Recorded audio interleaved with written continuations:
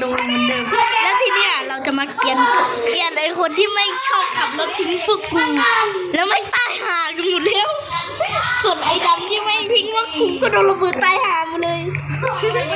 ไฟปูนใครไม่ขับรถไฟปูนว่าแม่งโคตรปัญญาอ่อนไอ้นี่ไปไอ้นี่ช่วยพวกตีมาเลยยิงมาเลย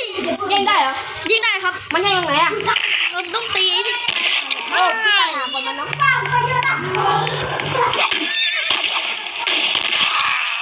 ายหามันยังไงไปพี่ออกเองนะแล้วเพื่อนมาต่อคนครับเจอกูแน่แม่งไงดิเชี่ยเอาเงินนี่อ่ะ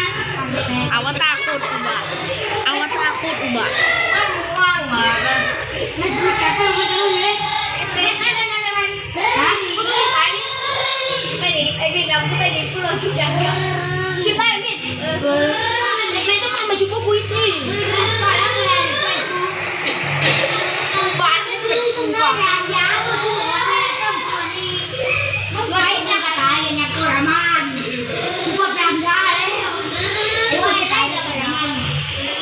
ไอ้มีนไอ้เนาะใครอันนี้นะอะไรก็มีเพื่ออะไรดำเพื่ออะไรยาวคือกูดิอันเล็กเพื่อมีต้องลงเพื่อเดี๋ยวเพื่อ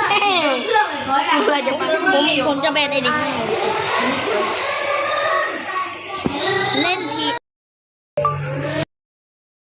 ทุกทีเฮ้ยกูไม่มาได้เว้ยกูตัดรอบละสิ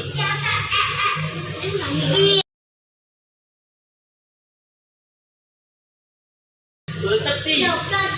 กูเลยดำปื้ดอยู่แล้วเจอกูแน่ไอ้เด็กเขี้ยเป็นสามีนี้ช่วยอย่าแบบพี่ร้อยก่อน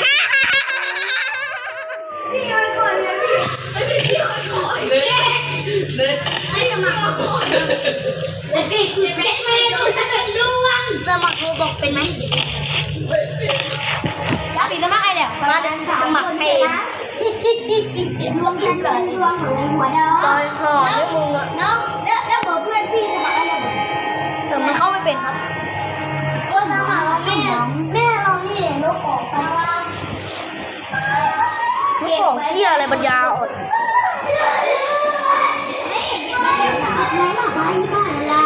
ไอ้นี่สมัครเอาบ้าเอามาเอาบ้าเลยพี่ก่อนเลย